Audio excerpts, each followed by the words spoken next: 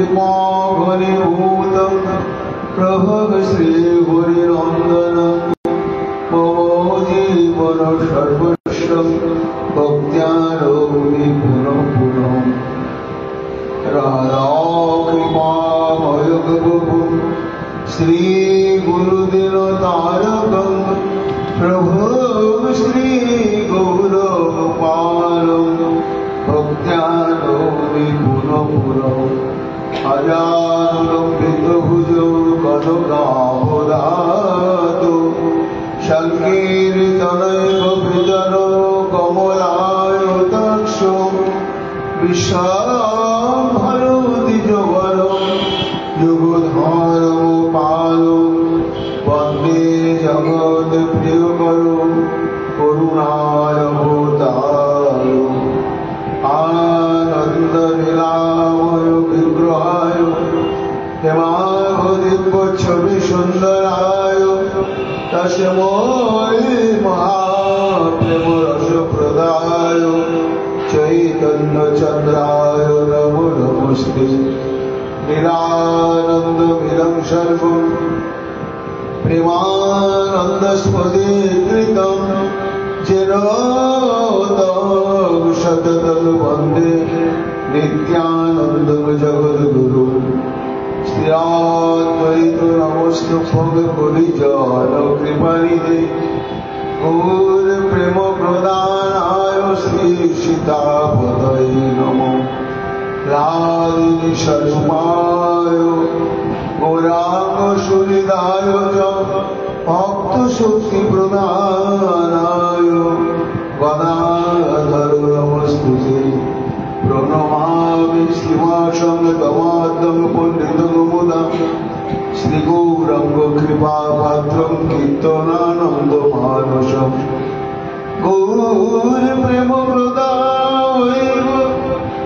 सर्वत्र समदर्शिने नारायण सुताय श्रीमन्नरहरये नमो बर्हापीडविराममृगमदतिलकं कुन्दलाक्रान्तगण्डं कल्याक्षं कम्बुकण्ठं सुमेधशुभगमुखं साधरेणस्तवेणं श्यामं शान्तं त्रिभङ्गं रविकरवसनभूषितं वैजयन्त्या वन्दे वृन्दावनस्तविभूतिशतकृतं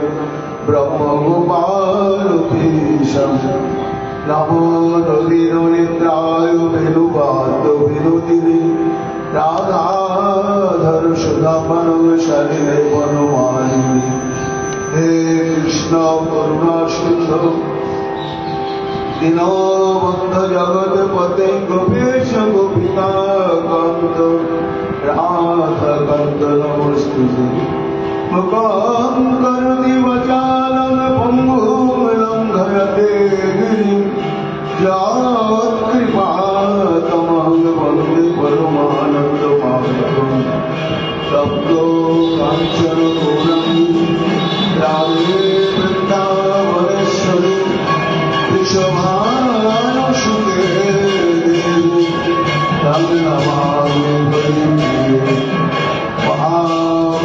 महाभावस्वरूपातं कृष्णोऽप्या हरियसि प्रेम भक्तिप्रदे देवी राधिका तं नमामि वन्दे नन्दव्रजस्त्रिजं पदोरिरोभिघ्नशं यशाघुरी कथाद्गीतं पुनाति भुवनत्रयम् आचतुर्वदन ब्रह्मादिबहुरुपरुहुरि अपारलोचन शोभन भगवान् वज्रायुधि जगप्रभयन्तमनुपेतमपेतकृतं दैपायनविरहकातरयजहावं पुत्रेति धर्मयातरतरवयोभिनेदुस्तत् सर्वभूतहृदयो मुनिमानतोऽस्मि तमादिभीमं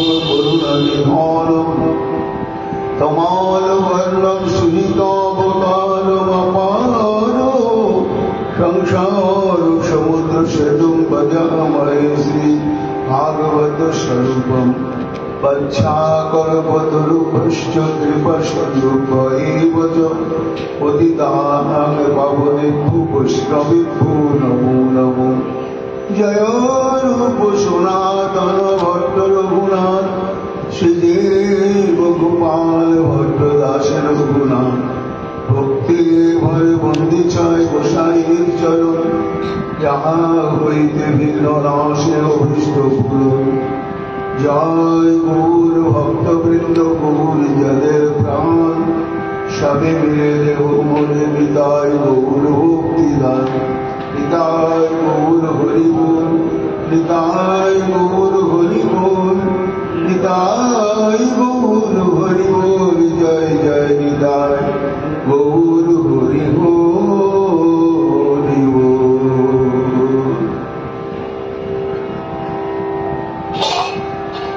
হাহা বৃন্দাবনেশ্বরী, হাহা বৃন্দাবনেশ্বরী, তোমার চরণ কর্পূরের ধ্বনি শুনিব কি শ্রুতি ভরি। তোমার চরণ কর্পূরের ধ্বনি শুনিব কি শ্রুতি ভরি। ছত্র কমল বলয় কুণ্ডল,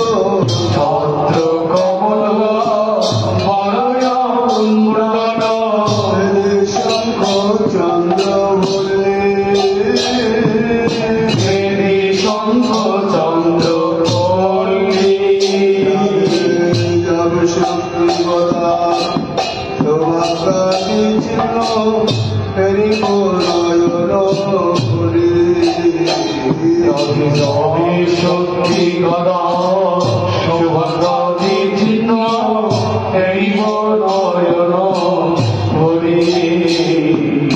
চরণ সৌগন্ধ আঘ্রাণ করিয়া চরণ সুগন্ধ আঘ্রাণ করিয়া হইব কি অনুমত। হইব কি অনুমত। যুগল চরণ হৃদয়ে লইয়া জুড়াব তাপিত চিত। চরণ হৃদয়ে ধরিয়া জোড়াব তাপিত চিত্ত। সুগন্ধি শরীরে অরুণ চরণ সুগন্ধি শরীরে অরুণ চরণ কমল ধোয়াবধীরে। কমল ধীরে চরণামৃত পান করি কবে হাসিব আনন্দ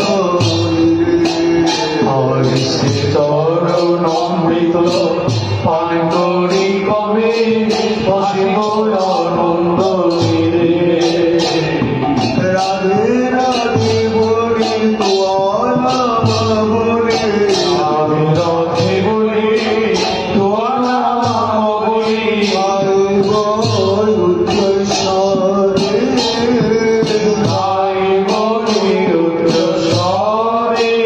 রাধে নামের সহিতে এমন পরাণ তবে তোমার পদ গাইলে রথে নামের সহিতে এমন পরাণ তবে তো পদ তলে।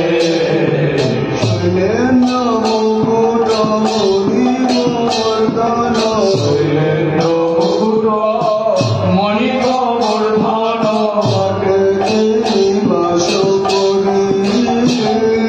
ঘটেতে নিবাস করি। কৃষ্ণ দাসের অভিলাষ মনে পূর্ণ কর প্রাণের শরীর। কৃষ্ণ দাসের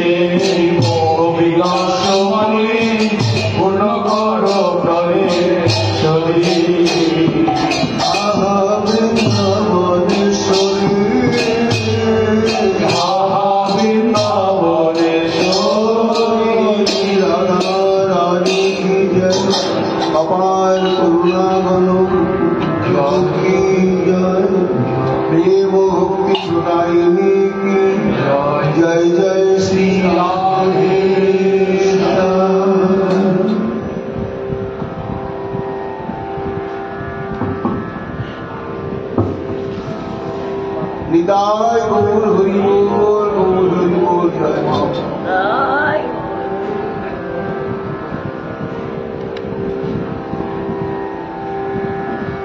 কলিযুগ মহান অবতার প্রেম পুরুষোত্তম ভগবান শ্রীকৃষ্ণ চৈতন্য মহাপ্রভু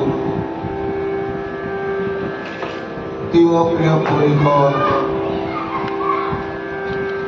আচার্যবর্য পরম পূজ্যপাদ শ্রীমৎ শ্রীজীব গোস্বামী আজকে যে তিথি এবং দিন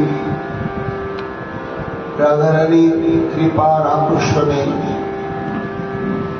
যার চরণ প্রান্তে আমরা উমরাও গ্রামে গিয়েছিলাম,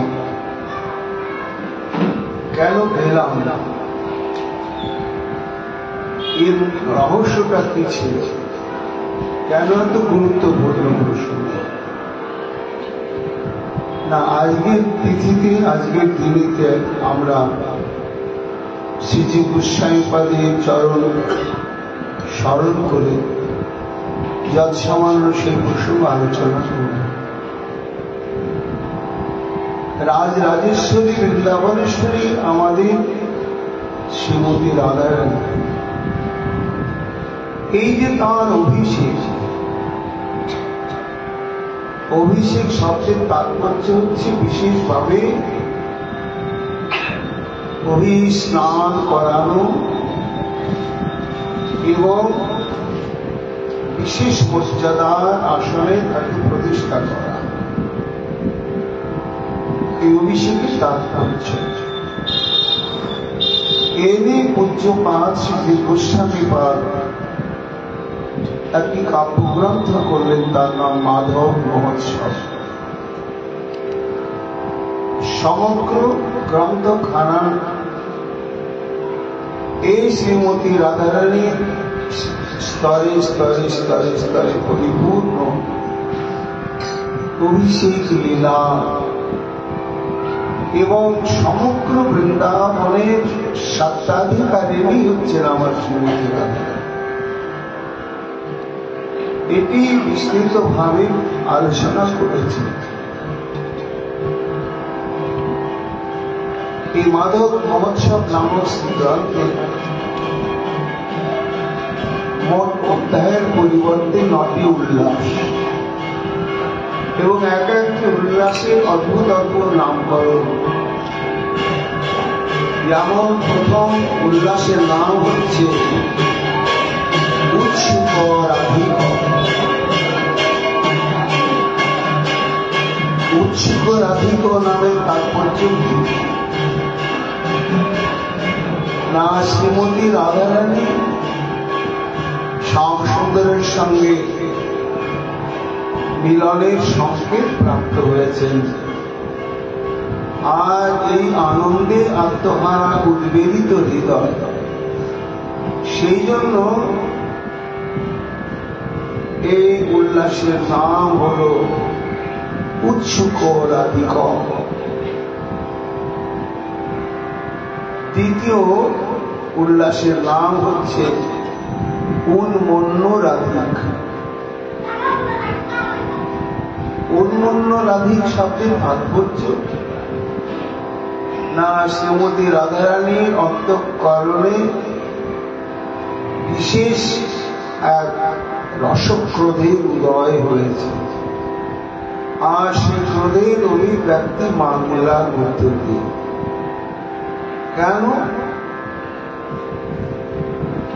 না? ইতিপূর্বে প্রচারিত হয়েছে সখীগণের মধ্যে শ্রী গোবিন্দ নাকি চন্দ্রাবলীকে বৃন্দাবনেশ্বরী এই মর্যাদার আসনে স্থাপন করবে। এই সংবাদে শ্রীমতী রাধারানী হলেন দুর্জয় মানবতী।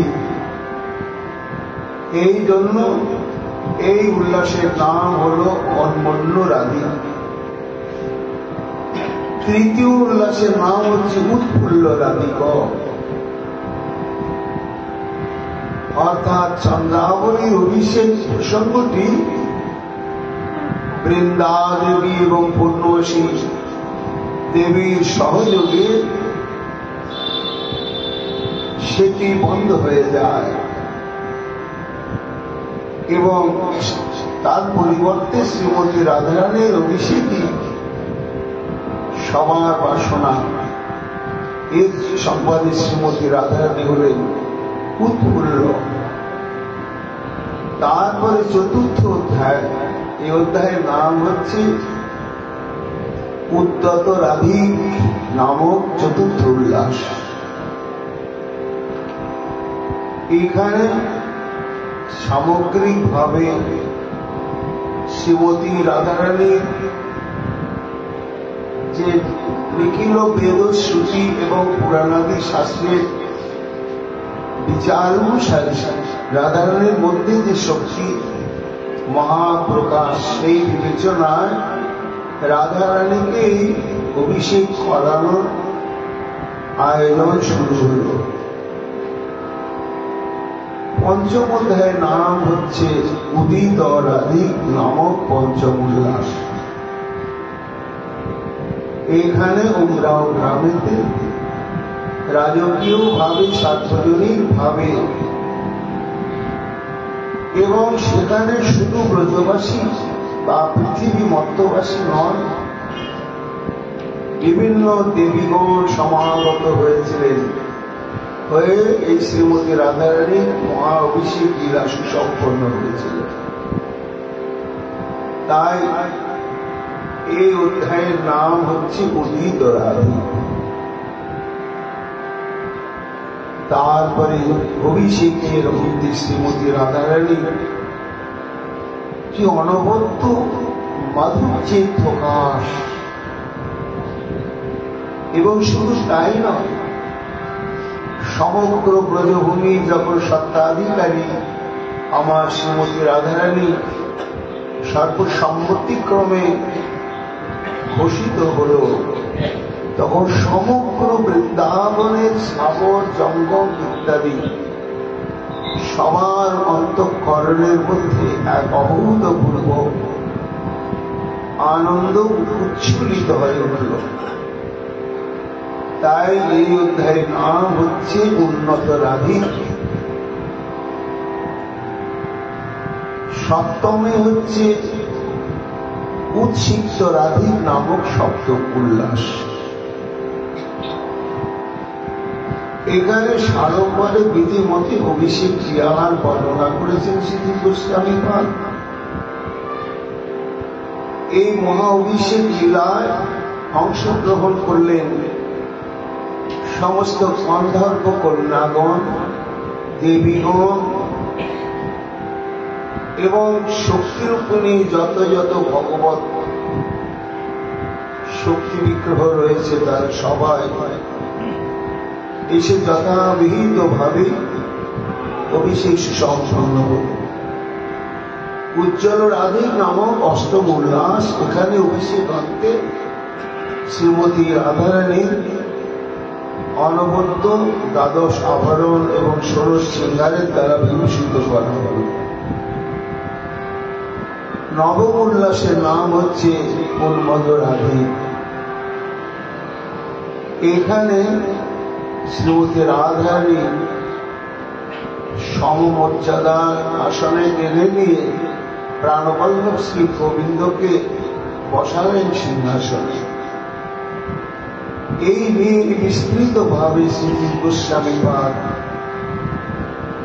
এই উমরাও গ্রামেতে রাধারানীর অভিষেক লীলা প্রসঙ্গ বর্ণনা করেছেন, এবং এই অভিষেক প্রসঙ্গটি পুরাণাদিতে রয়েছে। আর বিশেষত রূপ গোস্বামী পাদ এবং রঘুনাথ দাস গোস্বামী পাদ, তাদের অত্যন্ত নিপুণ আস্বাদনের প্রসঙ্গ হচ্ছে আমার শ্রীমতী রাধারানী এই মহা অভিষেক লীলা প্রসঙ্গ। আমরা জানলাম কি করে না, রূপ গোস্বামী পাদের লেখনীতে এবং রঘুনাথ দাস গোস্বামী পাদের লেখনীতে তা প্রকাশ হয়েছে। রূপ গোস্বামী পাদ তার স্তবমালা গ্রন্থেতে রাধাষ্টকে বলছেন অতুল মহর্ষি বৃন্দারণ্য রাজ্যে অভিষিক্তাম। আবার প্রেমেন্দু সুধাসত্র নামক অষ্টোত্তর শতনাম শ্লোকে রাধারানীকে বলা হয়েছে বৃন্দাবনাধীশা এবং বৃন্দাবনেশ্বরী। রঘুনাথ দাস গোস্বামী মহারাজ তার মুক্তাচরিত নামক গ্রন্থে 134 পৃষ্ঠা থেকে 138 পৃষ্ঠায় বিস্তৃত ভাবে রাধারানীর রাজ্যাভিষেক প্রসঙ্গটি উজ্জ্বল ভাবে অভিব্যক্ত করেছেন। ব্রজবিলাস স্তবে 61তম শ্লোকে এবং বিলাপ কুসুমাঞ্জলিতে 87 সংখ্যক শ্লোকে শ্রীমতী রাধারানীর এই অভিষেক লীলা আন্তরিক ভাবে আস্বাদন করেছে। সেই জন্য এই লীলাটি আমাদের বিশেষ এই তিথির জন্য শ্রবণ কীর্তনীয় প্রসঙ্গ। মহাজন পদাবলিতেও সেটি অভিব্যক্ত হয়েছে, আমরা তাই এখানে শ্রবণ করব। একদিন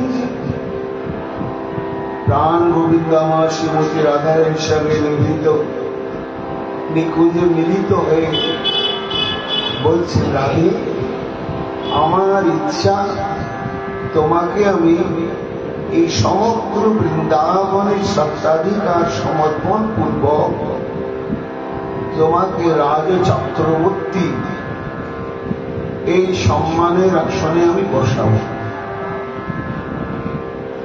রাধারানী বলছেন, স্বাম, তাতে যদি তোমার সুখ হয়, তোমার যদি আনন্দ হয়, তা নিশ্চয়, কিন্তু তবুও তো আমি সখীগণের অধীনা, তাই তুমি একটু সখীদের সঙ্গে পরামর্শ করো, তারা যদি অনুমতি দেয় তাহলে আমার কোনো আপত্তি নেই। শুনি কালের আয় বধূ মুখ চায়, যে লয় তোমারও মনে, তব দাসী আমি শোনো গুণমণি, কব দেখি সখীগণে। সখীগণ বলছেন, শোনো স্বাম, কিন্তু আমাদের আনন্দ হচ্ছে ভাই, কিন্তু কিন্তু কি এইখানে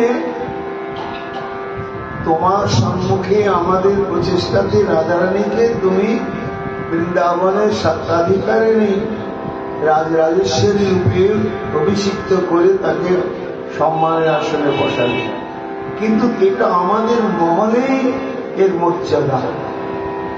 সমগ্র বৃন্দাবনে এটা সবাই স্বীকার করে নেবে, তা তো নেবে না। কাজে তুমি যদি এইরকম কোন ব্যবস্থা করতে পারো যে সমগ্র বৃন্দাবনের আপামর জনসাধারণ সবাই যেন অনুপ্রাণিত হয় যে রাধারানীকে বৃন্দাবনের অধীশ্বরী রূপে বরণ করাতে সমগ্র ব্রজ সমাজের অশেষ কল্যাণ এবং মঙ্গল সাধন হবে, তাহলে তো সেটি হবে সার্বজনীন, আর এটি আমাদের হবে গর্বের বিষয়। আর তুমি এই বিধুবনের মধ্যে আমরা কয়েকজন, আর তার মধ্যে রাধারানীকে তুমি রাজেশ্বরী বললে, আমরা নাচ গান করে এখানে শেষ হয়ে গেল, এই মর্যাদার তো সার্বজনীনতা থাকবে না। তখন শ্রী গোবিন্দ বলছেন, ঠিক আছে। বৃন্দাদেবীকে ডেকে বললে, তুমি পূর্ণমাসী দেবীর সঙ্গে পরামর্শ করো, করে সখীগণ যা বলছে সেটার আয়োজন করো। তখন পূর্ণমাসী দেবী বৃন্দাকে বললেন। বৃন্দা দেবী একদিন শুভ তিথি যোগে আকাশ বাণীতে ছড়িয়ে দিলেন সমগ্র বৃন্দাবন।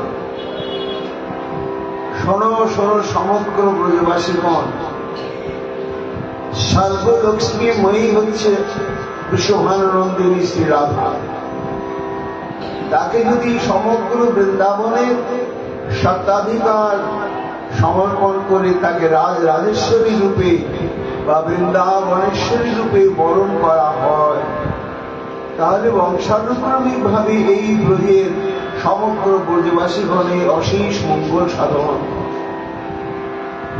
গম গম করে আকাশবাণী ছড়িয়ে পড়ল 94 কোষ বৃন্দাবনের স্বর্ণ। ছুটলেন নন্দ বাবা বিশ্বভানু বাবার কাছে। বিশ্বভানু বাবা ডেকে পাঠালেন, তুই বন্ধুদের আলোচনা আকাশবাণী হলো, তাহলে বন্ধু কর্তব্য কি? দেখো, আকাশবাণীতে যেটি ঘোষিত হলো সেটা উপেক্ষা করা আমাদের কখনো উচিত হবে না। কেন? এতে আমাদের সমগ্র ব্রজভূমির অশেষ মঙ্গল সাধনই হবে। এই জন্য সম্মিলিত ভাবে শুভ তিথিতে, শুভ মাসেতে, শুভ স্থানে এই অনুষ্ঠানের একটা আয়োজন করতে হবে এবং বিধি মতে অভিষেক আর সমস্ত স্বত্বাধিকার রাধারানীর প্রতি প্রদান করতে হবে। এই আকাশবাণীতে ছড়িয়ে পড়াতে সমগ্র ব্রজবাসীগণ আনন্দে আত্মহারা হয়ে গেলেন। গোবিন্দ বললেন, সখীগণ হল তো? হ্যাঁ, এবার তো সার্বজনীন ঘটনা। দেখতে দেখতে সেই সময় সমাগত হল। স্থানটি কোথায় হবে? না ছাতা বা ছত্র বনের অনন্ত দূরে ওমরাও গ্রামে। সখীগণ প্রধান উদ্যোক্তা,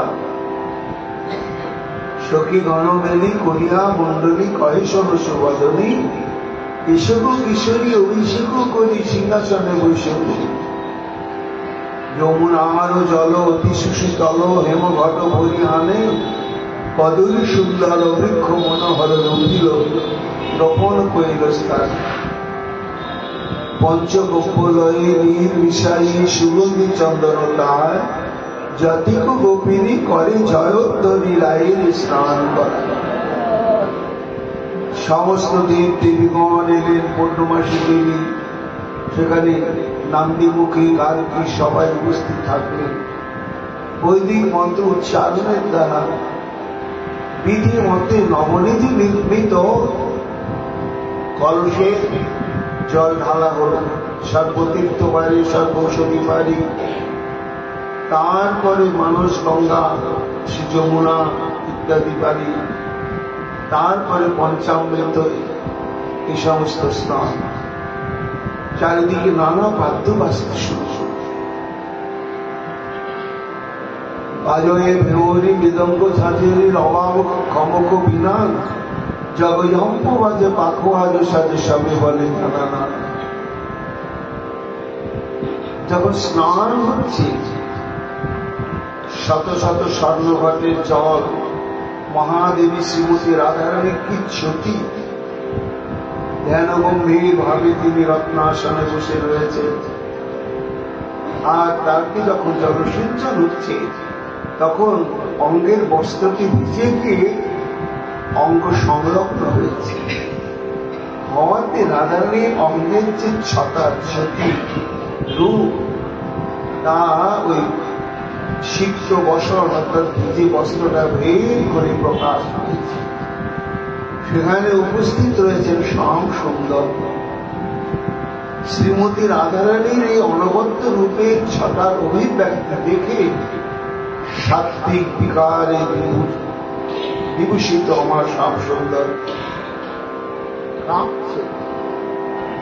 কখনো আনন্দাশ্রু বিসর্জন হয়েছে, কখনো ঘর্মাক্ত ফলে পাশে দাঁড়িয়ে আছে মধুমঙ্গল। মধুমঙ্গল ওই দৃশ্যটি দেখে কৌতুক করে বলছে, এই এই আনাই এই, আচ্ছা ওর অঙ্গে তো শত শত ঘর জল ঢালা হচ্ছে, তো ঠান্ডায় যদি কাঁপে তো ও কাঁপবে, রাধারানী কাঁপবে। তোর অঙ্গে জলসঞ্চার হচ্ছে আর তোর অঙ্গ কেন কাঁপে? শ্রী গোবিন্দ আমার দেখলেন সখার কাছে তো আমি আত্মগোপন করতে পারলাম না, তাই নয়ন ইঙ্গিতে বললেন, অনুভব তো করলি, আর কারো কাছে ব্যক্ত করিস। সিনান সমাদল মুছল অঙ্গ বহিরল নিরিম বাস সুরঙ্গ, মণিময় আভরণ ভগবতী দেল, জাহাজে শোভন করি ধান কেল। মণি মন্দির মহা আউল রায়, রতন সিংহাসনে বৈঠল যায়। বনফুলের মালা দেওয়াল বনদেবী, ঐচন চন্দনে বহু মধু সেন।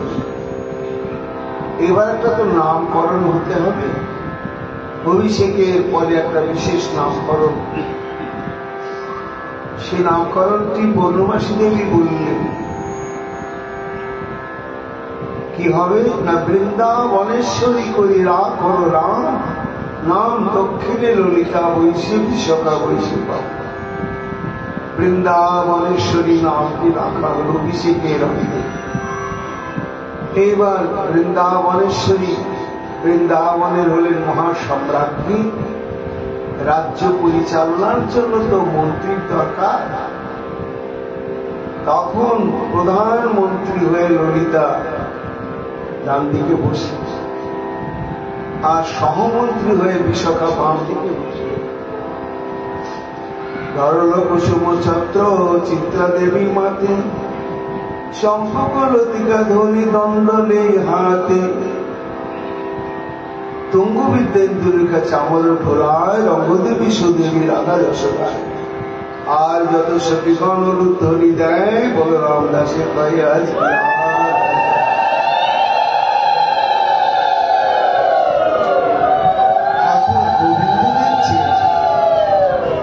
যে রাজা তো হয়ে গেল, এবং এক একটি পদে ওই রাজার নিজস্ব লোকজনই সব দখল করে বসে।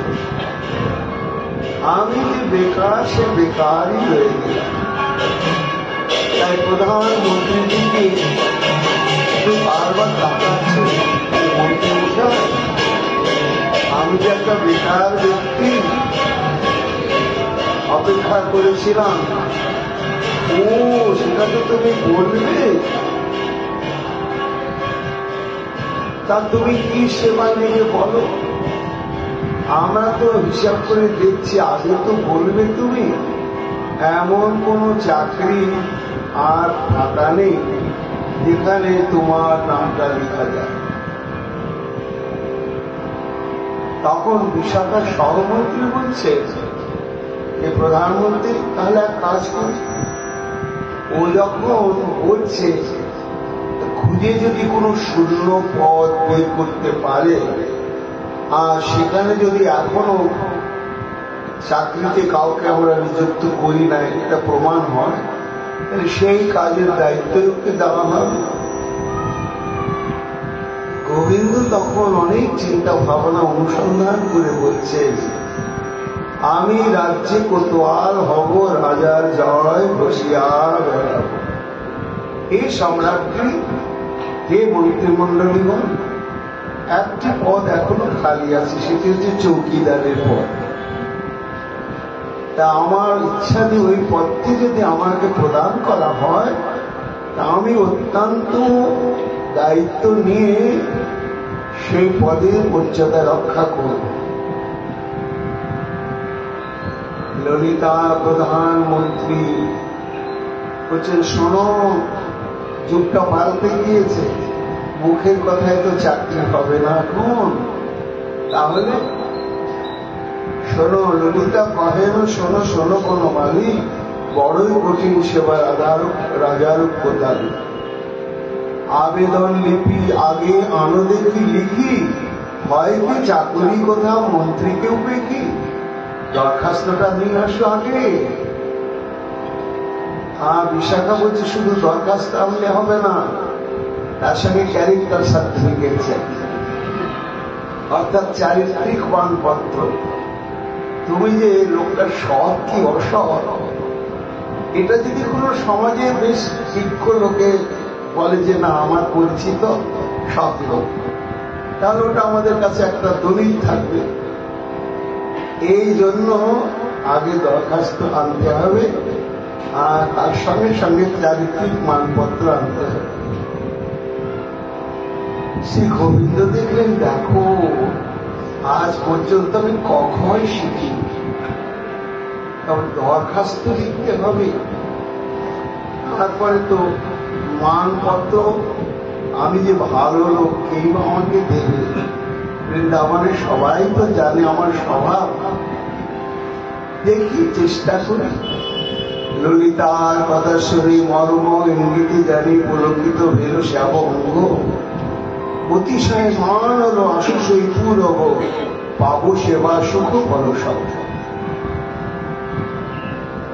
সৌনুভব যাব গুরু মহাজাগল, উঠলই অন্তর খাপ, বর রচন যুগ পরিখব অনুমানী দেওয়ার পলক পদ ঝাঁপ। ঘন মহাধৈরজ ধরি পুরনাগর লিখল নিজ আবেদন।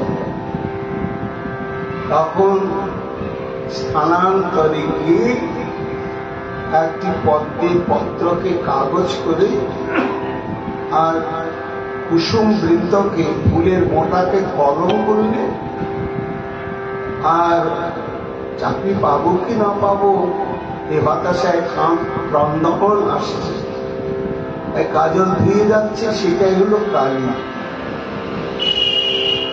তাই বিগলিত কজ্জল উজ্জ্বল বসে করি বহু বহু বৃন্ত লেখনি, বিস্তৃত চিত্রিত স্বর্ণহ পল্লবে পত্র রচল গোবন্ধী। লিখিত পত্র লই কম্পিত করে ধরি, এইবার লিখছি। লেখা হয়ে গেল দরখাস্ত। এখন চিন্তা করছে, একটা তো চারিত্রিক মানপত্র ক্যারেক্টার সার্টিফিকেট কে দেবে? যাই দেখি পূর্ণমাসী ঠিক আছে, মা একটা কিছু লিখে দাও, না হলে তোমার চাকরি হচ্ছে না। দেবী তখন লিখে দিলেন, ঈশ্বর পরম কৃষ্ণ সচ্চিদ আনন্দ বিগ্রহ অনাদিরাদি গোবিন্দ সর্ব কারণ কারণ। কি লেখা হলো? মানে লিখলাম, হ্যাঁ চাকরি তো আমি নিশ্চয়ই পাবো। এইবার প্রথম মানপত্রটি পেয়ে আর দরখাস্ত নিয়ে আসছে, পরে মনে হচ্ছে একজনের কাছে নিলে তো হবে না। এমন সময় কুন্দলতার সঙ্গে দেখা। কুসুম, কিসের কাগজ তোমার হাতে? দরখাস্ত, চাকরির জন্য দরখাস্ত লিখেছে। আর একটা কিসের কাগজ? না মানপত্র। তাই নাকি? শোনো, একজনের কাছে লিখে নিলে হবে না, আমি একটু অপর পৃষ্ঠায় লিখে দিই। এইদিকে তো লিখে দিয়েছেন পূর্ণমাসী দেবী, অপর পৃষ্ঠায় কুন্দলতা লিখে দিলেন। কি লিখে দিলেন? ব্রজে প্রসিদ্ধ নবনীত চৌরক প্রযোজ্ঞ রামচন্দ্র চৌরক। এইবার মানপত্রটি আর দরখাস্তটি নিয়ে এসে রাহাস দরবারে উপস্থিত হলেন শ্যামসুন্দর। ভেতরটা কাঁপছে, কি হবে কি যায়। দরখাস্তটি জমা দেওয়া হল। রায় রাজা, আমাদের রাজারানী বলছেন, মন্ত্রী আবেদনকারী যে আবেদনপত্র এনেছে, এই সভাতে তোমরা উচ্চস্বরে এটা পাঠ করো। আমি একা নয়, সবাই শুনুন। তখন মন্ত্রী হরষে তা উচ্চ করি ভরত হই, শ্যাম রঘু অবনতমা। গোবিন্দ মাথা নিচু করে দাঁড়িয়ে থাকে, আর দরখাস্তের ভাষাটা পড়া হচ্ছে। কি লিখছে? অখিল ব্রহ্মাণ্ড প্রতি সেবা বাবার জন্য দরখাস্ত লিখছে। জয় জয় শ্রীযুত, জয় জয় শ্রীসুত, শ্রীশত শ্রীযুত পদনক মহামহিমার নবচরণেশু, চতুরিণী শিরোমণি বিশ্ব বিমোহিনী যুধপতি গণসেবিদেশু, শ্রী বৃন্দাটবী রাজ রাজেশ্বরী প্রবল প্রতাপশালিনীষু, কোটি মদন মদ পরাভব কারিণী নিজ জনগণ জীবিতেষু। রাধারানী বলছে, মন্ত্রী দরখাস্তকারী মনে হচ্ছেন বড় বিদ্বান, ভাষার ছটা দেখো। সেই তো, তাহলে বিদ্যার ব্যক্তি যখন তখন দায়িত্ব জ্ঞানটাও তেমনি হবে। তে এই রাজ কর কোতোয়াল পদদেই করবহি মুহে ছিল দাস, এই মিনতি মোর মানবী না তার অভি করজোড়ে মানি তো আবাস। কি কি কাজ করবে সেটা লিখেছে তো? হ্যাঁ লিখেছে। হাম তোমার নাম যশ কুঞ্জ কুঞ্জ প্রতি ঘোষব প্রতিদিন জাম, তুয়া বলো ভিতর চোর যদি আও বিফল হব তো চুকাম। আমি ঘোষণা করছি সজ্ঞানে যে আমি এই কোতোয়াল পদ প্রাপ্ত হওয়ার পরে দিন রাত্রি এই মহা সম্রাজ্ঞীর জয় ঘোষণা করব, প্রজাবৃন্দকে সজাগ রাখবো। আর যদি চোর এবং অসৎ ব্যক্তি কখনো অনুপ্রবেশ করে আমি সেটি প্রতিরোধ করব। জয় জয় রাধা বৃন্দা বিপিনাধীশ গাও হাম ছিল কাল, পালুইতে রাজাদেশ। এইবার রাধারানী বলছেন, মন্ত্রী ঠিকই আছে যথার্থ, কিন্তু যদি কোনদিন ও কর্তব্য সাধনে গিয়ে কিছু অধিক কর্ম করে ফেলে তো তার জন্য তো ও দণ্ড নিতে বাধ্য থাকবে। ওটাও দরখাস্ত উল্লেখ থাকুক। কেন না যুগটা ভালো নয় তো, মুখের কথা এখন কিচ্ছুই হয় না, লিখিত দলিল পর্যন্ত মিথ্যা হয়ে যাচ্ছে। এই জন্য সেটা উল্লেখ করুক। প্রধানমন্ত্রী বলছেন, শোনো হে আবেদনকারী, সব ঠিক, কিন্তু মনে করো যে তুমি তোমার দায়িত্ব পালনে কখনো তুমি তোমার স্খলন পতন ঘটে না, তার জন্য তো তুমি দণ্ড নিতে বাধ্য থাকবে তো। তখন গোবিন্দ বলছেন, এই সম্রাজ্ঞী আমি আবেদনপত্রে সেটাও ঘোষণা করে দিয়েছি। কি ঘোষণা করে দিয়েছ? পালবেতে রাজাদেশ যদি হাম চুক হব সমচিত কেউ অভিদম, অর্থাৎ রাজাদেশ পালন করতে যদি আমি বিচ্যুতি ঘটে আমার, তাহলে যে কোনো শাস্তি গ্রহণের জন্য আমি বাধ্য থাকলাম। কি রকম শাস্তি? ললিতা বলছেন, না ভুজ যুগ পাশে ভাঙি তারে মহা সরোবরে হৃদাঘাতে করবি বিখণ্ড।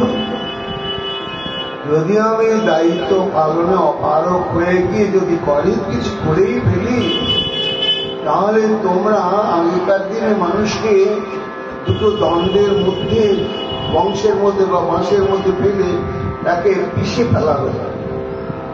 তাই তোমাদের বাহুবল্লদের দ্বারা আমাকে বিশ্লেষণ করবে, হৃদ অর্থাৎ দর্শনের আঘাতে আঘাতে আমাকে জর্জরিত করবে। রম্বা কম্ব যুগ মাঝে মাঝে দেহধরি করবি বিশর ফেরন, শিবের শিখর পরি মহে বাঁধে রাখবি মনোমত করবি তাড়ন। আর তাতেও যদি আমার দণ্ড সমচিত না হয়, তাহলে রম্ভা কম্ব যুগ অর্থাৎ স্তম্ভ সদৃশ তোমাদের যে অনুপ্রদেশ তার দ্বারা আমাকে নিষ্পেষিত করবে। রাধারানী বলছেন, বাবা সব ঠিকঠাক, কিন্তু এর তো চারিত্রিক মানপত্রটা। ললিতা বলছে, হ্যাঁ তুমি এনেছো? হ্যাঁ এনেছি। এই বলেছেন কিনা ঈশ্বর পরমেশ্বর সচ্চিদানন্দ বিগ্রহ অনাদিরাদিব বিন্দু। রাধারানী বলছেন, ও এর উপরে আর হয় না। কিন্তু একটি কি বলে দেখি দেখি ওমা বড় পৃষ্ঠায় লিখা আছে ব্রজে প্রসিদ্ধ নবনীত চৌর রাধারানী। তাহলে তো ওই চাকরি দেওয়া যাবে না। নিজে যদি চৌকিদার চোর হয়, সে রাজ্যে কি করে মানুষ সুখে থাকবে? কাজে না না না, আমাদের কাছে তুমি ঈশ্বর হওয়া যাই হও, কিন্তু পরবর্তী যে মন্তব্য পূর্ব পরিত্যাগ করি পরবিধিটি বলবান, কাজে পরের যে মন্তব্য, তুমি ব্রজে প্রসিদ্ধম লবণিত চোরম ব্রজং গণানাম চতুকুল চোরম, চোরকে কখনো চৌকিদারি পদে চাকরি দেওয়া যাবে না। গোবিন্দ ভাবছে না, হায় হায় নৌকোটা আমার ঘাটে এসেই ডুবে গেল বোধহয়। গম্ভীর হয়ে বলছেন, মহারাজ্ঞী, চোর কাকে বলা হয় এবার বিচার করা হোক। পরের দ্রব্য অনুমত ব্যক্তিকে দখল করলে তাকে চোর বলে না। শাস্ত্র বলছে যে এই বিশ্বের যত সম্পদ, সমস্ত সম্পদ আমাদের জন্য ভগবান বা স্রষ্টা সৃষ্টি করেছে। তাই জগতের সৃষ্ট সম্পদকে যদি ভগবানকে উৎসর্গ না করে, তাকে না দিয়ে ভোগ করা হয়, তাকে চোর বলা হয়। কাজে এখানে সেই চোরের কথা বলা হয়েছে। রাধায় বলছেন, ললিতা এও তো একটা চুক্তি বটে, ঠিক আছে, তাহলে ওকে এই চাকরিতে বহাল করা হোক। রায় রাজা কোতোয়ালের আবেদন শুনি ললিতারে বলে, শোনো মন্ত্রী বসে আন, চতুর কটেক যেমন ভালো তো রচনা, বিশ্বাসে বোঝহ যদি করহ কামনা, দরবারে হাজির যদি রহে অনুক্ষণ, আর রীতিমতো দেয় কর পালনে নিয়ম, তবে তো আমার ইথে আছে সম্মতি, বুঝিয়া ইহারে রাজ কার্যে করব্রতি, পাত্র মিত্র নেই মন্ত্রী করিয়া বিচার, বলি ইতে সম্মতি আচরে সভাকা। বুঝলে, এই বলে তাকে চৌকিদারির বেশ দেওয়া হলো, দণ্ড দেওয়া হলো, সব সময় তুমি এখানে হাজির থাকবে। আবার গ্রামে গ্রামে অলিতে গলিতে যাতে চোর অশুভ ব্যক্তি কখনো প্রবেশ করতে না পারে, এই জন্য প্রজাবৃন্দকে তুমি সচেতন করবে। গোবিন্দের আনন্দ আর ধরে না। বিকার ছিলেন, এবার একটা চাকরি পেলেন। তবে কোতোয়াল হইলা প্রভু বনমালী, শ্রীরাধার জয় ঘোষে কুঞ্জে কুঞ্জে পীরি। এমন ভাবে জয়রাধে জয়রাধে ধ্বনিতে সমগ্র 84 কোষ বৃন্দাবন একেবারে মুখরিত করে রাখছে। সবার আনন্দ আর ধরে না, রাধারের আনন্দ ধরে না। যাক, আমরা এতদিনে নিশ্চিন্তে সাম্রাজ্য পরিচালনা করতে পারবো, এমন একজন কোতোয়াল আমরা প্রাপ্ত হয়েছি। কিন্তু বাঁকা মানুষের স্বভাব কোনদিন কি আর সহজ হয়? যখন দেখলে যে আমার কাজেতে আজ এদের কোন সন্দেহ প্রকাশ পাওয়া সম্ভাবনা নেই, প্রচন্ড ভাবে আমাদের বিশ্বাস করে ফেলেছে, একবারে জাগতে রহো জাগতে রহো জাগতে রহো। আবার সমস্ত গ্রামে গ্রামে গিয়ে কর নিয়ে সে রাজার কাছে দিয়ে দেওয়া, মন্ত্রীর হাতে দিয়ে দেওয়া, ছোটখাটো বিচার করা, চোর ডাকাতের সম্ভাবনা হলে সচেতন করা প্রজাবৃন্দকে, সবার আনন্দ হয়। এইভাবে ঘুরতে ঘুরতে কখনো রাজ দরবারেও প্রবেশ করছে। আনন্দে জয় রাধে জয় রাধে জয় রাধে। এত বিশ্বাসী হয়ে গিয়েছে যে রাজ দরবারের মন্ত্রী মহল থেকে আরম্ভ করে আনন্দই পাচ্ছে, ভালোই হচ্ছে। আবার গ্রামে চলে যাচ্ছে, বিভিন্ন পাড়ায় পাড়ায়, সেখানে সবাইকে সচেতন করতে করতে করতে করতে আবার সে রাজ দরবারে উপস্থিত হচ্ছে।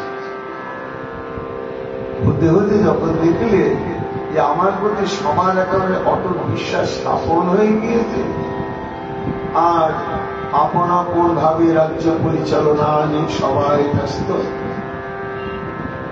তখন ভ্রমিতে ভ্রমিতে সবাকার অদর্শনে রাখিলা আপন বাসী ললিতার বসবাস।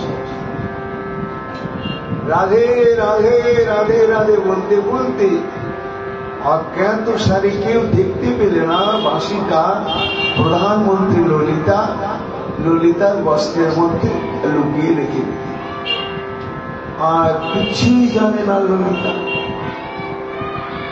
তারপরে শ্রীরাধার আগে আসি করজোড় করি নিবেদন করিতে লাগিলা বনমালী। ঘুরতে ঘুরতে সে রাধারানীর সম্মুখে জয় রাধে জয় রাধে, হে মহাসম্রাজ্ঞী, আমার একটু অভিযোগ আবেদন আছে। তোমার অভিযোগ আবেদন? তুমি কোতোয়াল, তুমি চৌকিদার, তোমার আমার কি আবেদন? না, শোনো শোনো বিনোদিনী মোর নিবেদন, মোর বাসি চুরি করি নিল কোনজন? আমার বাসিটাই চুরি হয়ে গেছে। এই মহারানী, এটাই আমার নালিশ যে আমার শৈশব থেকে আমার করকমলে অবস্থান করে এই বাঁশিটি আজ পর্যন্ত কখনো আমার হাত ছাড়া হয় না। কিন্তু কোন সুরিবন পাক্কা চোর আমার এই বাঁশিটাকে চুরি করে নিল, এই জন্য আমি বিচার প্রার্থী। এই সম্রাজ্ঞী, আমার এই আবেদন নিয়ে আপনারা বিবেচনা করুন। আমার এই বাঁশিটা চুরি হবে কেন? এমন সৎ রাজসভা, সৎ মন্ত্রীবর্গ, তার মধ্যে আবার চুরি। শুনিয়া বিশাখা কহে মৃদু মৃদু হাসি, ভালো হইল চুরি গেল ফুল নাশাবাসী। সমন্ত্রী বিশাখা বলছে, এই কোতোয়াল, কি বললে কি বললে? আহা, শোনো, তোমার যদি অন্য কোন সম্পত্তি হারাতো সেটা নিয়ে আমরা একটু চিন্তা ভাবনা করতাম। বাঁশিটা যদি হারিয়ে গিয়ে তাকে ভালোই হয়েছে। কেন? বংশী বড় উদ্ধত, পতিব্রতার ভাঙে ব্রত, বলাৎকারীকে সে ধরে আনে। ধর্ম ধৈর্য করায় ত্যাগে নিবি খসায় গুরু আগুয়া, কাজ করতে দেয় না। একেবারে কাজ করছি অমনি এমন বেজে উঠল, স্বামীর সম্মুখে রয়েছি, অঙ্গ শিথিল হয়ে বস্ত্র খুলে যায়, হাতের কাজ সমাপ্ত হতে দেয় না। তাই বাঁশিটা যদি চুরি হয়েই থাকে, বরং তোমার ক্ষতি হলো কি না হলো জানি না, আমাদের অশেষ মঙ্গল হল। রাধারানী বলছেন, মন্ত্রী, এটা যথার্থ মন্তব্য হলো না। বাঁশিটি আমাদের বা সমাজের ক্ষতি করে কি উপকার করে, কল্যাণ করে কি অকল্যাণ করে, ওটা পরের কথা। কথা হচ্ছে যে একজনের বাঁশি হারাবে কেন, চুরি যাবে কেন? সবে মাত্র আমরা মন্ত্রিসভা গঠন করে এ রাজ্য পরিচালনা শুরু করলাম, আর শুরু করতেই যদি চুরি আরম্ভ হয়ে যায়, তাহলে তো এটাকে ছোট করে দেখা যাবে না। বাঁশি কি করতো না করতো ওটা পরে আমরা বিচার করব, কিন্তু আগে আমাদের গুরুত্ব দিতে হবে বাঁশিটা চুরি করলো কেন। তাই রাধিকা কহিছে, সখী ভালো না কহিলে রাজার অখ্যাতি হবে এমন হইলে। এটা কি হবে পরিণামে? না আমাদের এই মন্ত্রিসভার বদনাম হবে। দেখো, দেশকে শাসন করবার জন্য এরা এই শাসনভারের দায়িত্ব গ্রহণ করলো, আর করতে করতে না করতে চুরি আরম্ভ হয়ে গেল। কাজে এটাকে ছোট করে দেখা যাবে না, এটা পিছনে রহস্য রয়েছে। এই জন্য প্রধানমন্ত্রী, তোমার কি মন্তব্য তুমি বলো। প্রধানমন্ত্রী ললিতা বলছেন, এই কোতোয়াল শোনো আমার কাছে। ললিতা চতুরমতি কহে বনমালী প্রতি, তুমি নিজে কোতোয়াল হয়ে নিজে নারো রাখিবারে রাজ অগ্রে প্রচার করে এ কথা কহিছ রাজকে। হায় হায় আমরা লজ্জায় মরে যাই। আরে ভাই, তুমি তো চোরকে তাড়াবে আগেই বলেছ। চুরির সম্ভাবনা দেখা দিলে তুমি সেটা বন্ধ করে দেবে। তো অন্য কারো যদি চুরি হতো, তুমি নিজেই রক্ষক, সজাগ করছো সবাইকে, তোমার বাসিটাই চুরি কেন? যে নিজের সম্পত্তি নিজেই রক্ষা করতে পারে না, সে প্রজাগণের সম্পত্তি আর কি করে রক্ষা করার দায়িত্ব নেবে? দায়িত্ব জ্ঞান তোমাকে আমরা কাজে বহাল করেছি, এটা তো ঠিক না। আগো মা মোরা মরে যাই এ লাজে, রাজার অখ্যাতি হবে, সখীগণ দোষ পাবে, জ্ঞানজন রাখিলে এই কাজে। এতে কি হবে না আমাদের এই রাজসভারই বদনাম। তখন রাধারানী বলছেন, কোতোয়াল, প্রধানমন্ত্রী যা বললে ঠিক কথাই তো। এ বিষয়ে তোমার যদি কিছু বক্তব্য থাকে তুমি সবার সামনে খুলে বলো। কহিছেন বনমালী, রাজা প্রিয়জনে চুরি যদি করে রাজা বিদ্যমান, কোতোয়াল হইতে তার কিবা হইতে পারে, আর রাজাগ্রে নিবেদন বিনে। হে সম্রাজ্ঞী রাজরাজেশ্বরী, যদি সাধারণ স্বভাব চোর বা অভাব চোর তারা যদি বাঁশিটা আমার চুরি করত, আমি বের করে আমি তাদের ধরে আনতাম। কিন্তু এমন কেউ চুরি করেছে, করা উচিত নয় কিন্তু করেছে, সেটা নিজে নিজে তার কোনো পদক্ষেপ নেওয়া যাবে না। কেন না, দেশের যদি পদাধিকার ব্যক্তিগণ চুরি আরম্ভ করে, তাহলে কার বিরুদ্ধে তার কাছে না সব কিছু করবার নেই। এই জন্য এখন এই মহাসম্রাজ্ঞী, এই মন্ত্রী সবার মধ্যেই যদি চোর থাকে, তারা যদি চুরি করে, আমি সামান্য কোতোয়াল আমি আর কোথায় তার প্রতি বিধান করব? মহারানীর কাছে আবেদন করা ছাড়া। রাধারানী চোখ ফুটে বলছেন, কোতোয়াল কি বলছো?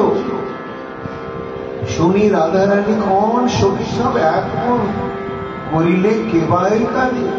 দেখো, এই যে আমার মন্ত্রিসভা গঠন হয়েছে, শোনো হে চৌকিদার, এরা একেবারে আমার সম মানসিকতা বিশিষ্ট, বুঝলে? আমার মন এরা ভালোভাবে জানে, আর আমি প্রত্যেকের মন ভালোভাবে জানি। কাজে কখনো মন্ত্রিসভার কেউ তোমার একটা বাঁশি চুরি করতে পারে। আর বাঁশিটাই বা কিসের? বাঁশের বাঁশি, শুকনো বাঁশের বাঁশি। জ্বালালে বোধ হয় 1 ঘটি দুধও গরম হবে। একটা সামান্য শুকনো বাঁশের বাঁশি তাকে চুরি করেই বা কি লাভ আছে বলো? সূক্ষ্ম বাঁশি খান পাবে হইলে কি লাভ হবে? সকলে দিলে কাজ। বিনোদিনের কথা শুনি সখী সব কহে বানে, মোরা বাঁশির কিছুই না জানি। যাহার সন্দেহ করে কোতোয়াল ধরিয়া তারে দেখুক আপন রত্ন খান। তখন মন্ত্রিসভায় আলোচনা হয়ে এই সিদ্ধান্ত স্থির হলো যে সন্দেহ যখন করছে মন্ত্রীরাই চোর, তাহলে হে বৃন্দাবনেশ্বরী, আমরা সর্বসম্মতিক্রমে ওকে অধিকার দিচ্ছি, ও খুঁজে খুঁজে বের করুন মন্ত্রীদের কাছ থেকে ওর চুরির প্রস্তুতি। তখন রাধারানী বলছেন, তোমার দেখো মন্ত্রীরা তো নিশ্চিত জানে, আমিও জানি তারা কেউ চোর নয়, চুরি করে নাই, তবুও তোমার মনে সন্দেহ হচ্ছে যে মন্ত্রীরাই চুরি করেছে। তাহলে তুমি এক কাজ করো, আমি সম্রাজ্ঞী হয়ে তোমাকে অনুমতি দিচ্ছি, তুমি সব একাধিক মন্ত্রীকে অনুসন্ধান করো। তখন গোবিন্দ আমার বলছেন, হে মহারানী, এখানে একটা সমস্যা আছে। কিসের সমস্যা? না, স্বয়ং সম্রাজ্ঞী থেকে মন্ত্রী মন্ডলী সবই হচ্ছে মহিলা বৃন্দ। এখানে একজনও তো পুরুষ নেই, একটা বেটা ছেলে মন্ত্রী নেই, আর তিনি সম্রাজ্ঞী, তিনি তো রমণীর কুটুম। একমাত্র চৌকিদার আমি হলাম পুরুষ মানুষ। এখন যদি অনুসন্ধান করতে হয় তাহলে যার প্রতি আমার সন্দেহ হবে, তার অঙ্গ, তার বস্ত্র ইত্যাদি সমস্ত আমাকে অনুসন্ধান করে দেখতে হবে। কিন্তু এখানে তো একটা সমস্যা, না আমি হলাম পুরুষ আর মহিলা সবাই, অঙ্গ প্রত্যঙ্গ কি করে স্পর্শ করা যায় এবং অনুসন্ধান করা যায়, এটা তো সম্ভব নয়। তবে আমার যদি সন্দেহ কিছু মনে হয়, আমার ইচ্ছা যে মন্ত্রীগণের মধ্য থেকে তারা নিজেরাই সেটি পরিষ্কার করে দেখে প্রমাণ করবে যে না আমার কাছে বাসি নাই। রাধারানী বলছেন, হ্যাঁ এটাও কথা। তাহলে মন্ত্রীগণ ঠিক আছে, সন্দেহ কাকে করে পাবেন দেখা যাক। বনমালী কন মোর দুষ্ট মন, সন্দেহ করে সবে, তাহার প্রত্যয় যে করিতে হয় তাহাই করিতে হবে। এখন অনুসন্ধান করতে গেলে সবার শরীরটাকে আমাকে অনুসন্ধান করতে হবে। তার আগে আমার একটা নিবেদন, মনে সংখ্যা করে কাঁচুলি ভিতরে বাঁশি রাখিয়াছে কেহ, অতএব তাহা প্রকাশ করিয়া আমারে প্রত্যয় দেব। একে তো আমি ব্রহ্মচারী, আর একাই পুরুষ মন্ত্রী সবাই, এই জন্য আমি কাউকে স্পর্শ করতে চাই না। তা আমার মনে হচ্ছে একটা জিনিস চুরি করে যদি গোপন করে রাখা হয় তো সেই জায়গাটা উঁচু হয়ে থাকবে। এই জন্য তোমাদের রক্ষক প্রদেশে মনে হচ্ছে বাঁশিটি রাখা আছে, ওই জন্য উঁচু দেখাচ্ছে। তা আমি তো ব্রহ্মচারী কোতোয়াল, আমি তো পরশ করবো না। হে মহারানী, তোমার মন্ত্রীবর্গকে বলো তারা বস্ত্রগুলো ছেড়ে ছেড়ে দেখা, তাহলে আমার আর কোন সন্দেহ থাকবে না। এখন ললিতার সব থেকে গড়গড় হচ্ছে মন, যে বদমাস এই মন যে বন্দি করেছে কে জানে, কাউকে ফাঁসি দেবে কে জানে। তাহলে রাধারানী বলছেন, মন্ত্রীগণ তোমাদের এই বিষয়ে মন্তব্য কি? সবাই প্রধানমন্ত্রীর দিকে তাকাচ্ছে, আর প্রধানমন্ত্রী ললিতা তো গড়গড় করে বলছে, ঠিক আছে বস্ত্র ঝেড়ে দেখাবো, কারণ সবাই তো জানে বাঁশি নেই কারো কাছে। কিন্তু তলে তলে যে সবার অগোচরে কখন গোপনে যে ললিতার কাছে বাঁশি রেখেছে কেউই তো জানে না। এখন ললিতা কহে তাহাই করিব, রাজারে জিজ্ঞাসে আসিস। ললিতা মন্ত্রী সিংহাসন থেকে তাড়াক করে লাভ দিয়ে উঠে বলছে, ঠিক আছে বস্ত্র ঝেড়েই দেখাবো, তবু মহারানীর কাছে অনুমতি নেই। এই বলে যে উঠেই বস্ত্র ঝাড়ার উপক্রম করেছে, আর এতটুকু বলিতে পড়িল ভূমিতে বসত হইতে বাঁশি। আর একেবারে ললিতার বস্ত্র থেকে বাঁশিটা বেরিয়ে পড়ে গেল, সবার সামনে ঠক করে পড়ল।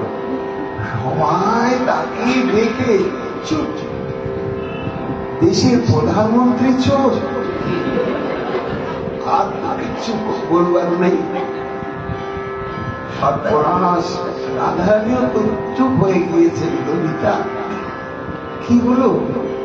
গিয়েছি সামান্য কোতোয়ালের একটা বাঁশি তুমি এই সাম্রাজ্যের প্রধানমন্ত্রী হয়ে তার লোক সম্পর্ক করতে পারলে না, তুমি চুরি করেছ। কয়ে ঘনশ্যাম দেখো দেখো কাম বৃন্দাবন পাটেশ্বরী করহ তেমন ইহার যেমন দণ্ডদেহ বিচারী। জোড়হাত করে বলছেন জয় হোক মহাসাম্রাজ্ঞী বৃন্দাবনেশ্বরী জয় হোক। ওই জন্য বলেছিলাম যে সাধারণ চোর হলে আমি তা প্রতিবিধান করে নিজেই উদ্ধার করতে পারতাম, কিন্তু বিশেষ চোর এবার তো সর্বসম্মুখে প্রমাণিত হয়ে গেল। বাসিটা থেকে এমন করে কার কাছে ছিল? ললিতা তো একেবারে ঘুষছে করে পদ্মাস ছোট করবার জন্য কখন যে কি করেছে কে জানে। ঈষদ কবিতা কহেন ললিতা শোনো শোনো সুবদনী, কোটাল কপটে আমার নিকটে বাসি রেখেছে এই জানি। যদি না পারো হো মরে আজ্ঞা দেহ উহারে শাসন করে। এবার প্রধানমন্ত্রী তোমার কি বক্তব্য? তোমার বস্ত্রের মধ্য থেকে সর্বসম্মুখে বাসিটা বেরিয়ে গেল, তাহলে কি এখনো তুমি বলবে তুমি চোর নাও? তোমাকে পদত্যাগ করতেই হবে। ললিতা হচ্ছে মহারানী, এখানে আমার কিছু বক্তব্য আছে। আমার অজ্ঞাত শাড়ি যদি কোতোয়াল চুপ চুপ করে লুকিয়ে আমার বস্ত্রের মধ্যে বাঁশিটা রেখে দেয়, তাহলে সেটার দায়ী কি আমি? এই জন্য এর একটা তৃতীয় পক্ষের বিচার ব্যবস্থা আমি বলছি কি না, ও শপথ করে বলুক যে আমি কখনো বাঁশিটি প্রধানমন্ত্রীর বস্ত্রের মধ্যে রাখিনি। আগেকার দিনে এরকম নিয়ম ছিল। বলতো ছেলের মাথায় হাত দিয়ে, শিবের মাথায় হাত দিয়ে বলতো তুমি এটা করো না। তা মানুষের ধর্ম ভয় ছিল, তখন যদি সে করে থাকে তখন আর সে শপথ করত। এখন ললিতা সে কথাই বলছে যে ও যে বাঁশি রাখেনি এই কথা শপথ করে বলুক। কিভাবে শপথ করবে?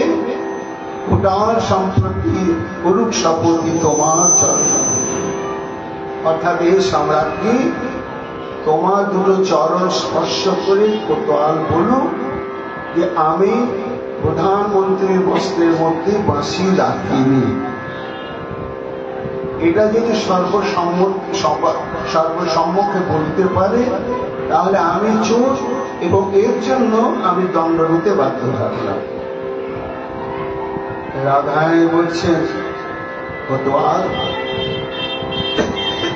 এ বিষয়ে তোমার বক্তব্য কি? কোতোয়াল এটাই মনে মনে চাইছে। ঠিক আছে, আমি শপথ করেই বলছি, ইহা শুনি ভালো ভালো বলি, হৃদয়ে সাহস করি চলিলেন বনমালী, দিব্য করিতে কুতূহলী। তখন রাধারানী চরণ স্পর্শ করে এই শপথ করে বলবে কোতোয়াল যে আমি বাঁশি রাখিনি। এই বলে যখন চরণ স্পর্শ করতে যাচ্ছে, রাধারানী দেখলেন ললিতা কি পড়লি দেখিনি। অমনি কৃষ্ণের নিকটে দেখি সশঙ্কিত বিধুমুখী, নিজ পদ ডাকে না।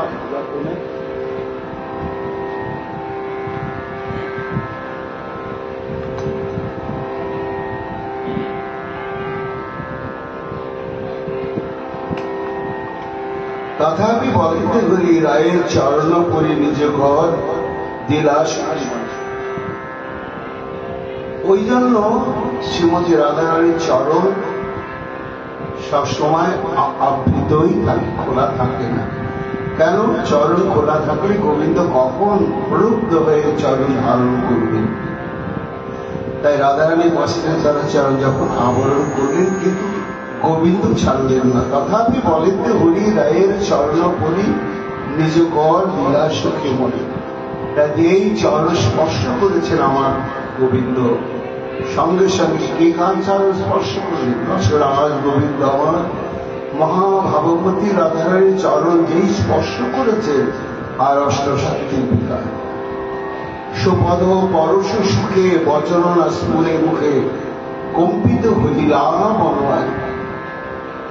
মহাজন পদকবি লীলা দর্শন করে বলছে, জগৎ দেখো দেখো, ওই মহাভাগবতী বৃন্দাবনেশ্বরী পাটরানী রাধারানীর চরণ স্পর্শ মাত্রেও গোবিন্দের অষ্টসাত্ত্বিক বিকার। এইবার প্রধানমন্ত্রী ললিতা বলছে, এই কোতোয়াল বলো যে আমি বাঁশি রাখি নাই, বলো বলো বলো। আর বলতে পারছে না, কেন? বলার মতো মনের ভারসাম্য নেই। অষ্টসাত্ত্বিক বিকার, অজস্র সজ্জন হচ্ছে, কণ্ঠ অবরোধ, গদগদ হচ্ছে। যখন কিছু আর বলতে পারছে না, কাঁপছে থরথর করে, আর চোখে জল গড়িয়ে পড়ছে, তখন ললিতা বলছে, মহারানী মহারানী। ললিতা কহে, নবানী দেখো না হে মহারানী, ধর্ম বল আপন গোচরে, মুখে বাক্য নাহি স্ফুরে, কম্প হয় কলে বলে, অধার্মিক দিব্যে কোথা তলে। এই বলো, বাঁশি রাখেনি, বলো বলো বলো। আর বলতে পারছে না। যখন বলতে পারছে না, তখন প্রমাণিত হয়ে গেল যে কপট শিরোমণি কোতোয়াল এই অজ্ঞাত সারে ফাঁসিটা ললিতার বসনেই রেখেছে। লীলার অপার মাধুর্য রাধারানী আর স্থির থাকতে পারলেন না। ললিতা, আর অমন করে বলিস না। নাগর কম্পিত দেখে বিনোদিনী রায় হাসি হাসি বধু করে ধরিলেন যায়। নিজ কার্যে স্বাধীনে মোরে রাজা করি হে শ্যাম, এই চরণ ধরাই তোমার আন্তরিক বাসনা।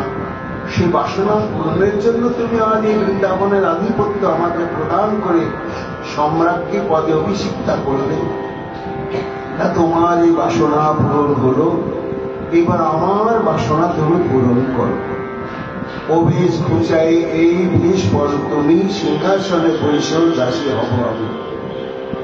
সখীগণ, এই কোতোয়াল বেশ খুলেনি, এই রাজ রাজেশ্বর বেশি আমার প্রাণবল্লভকে তোরা সাজিয়ে দি।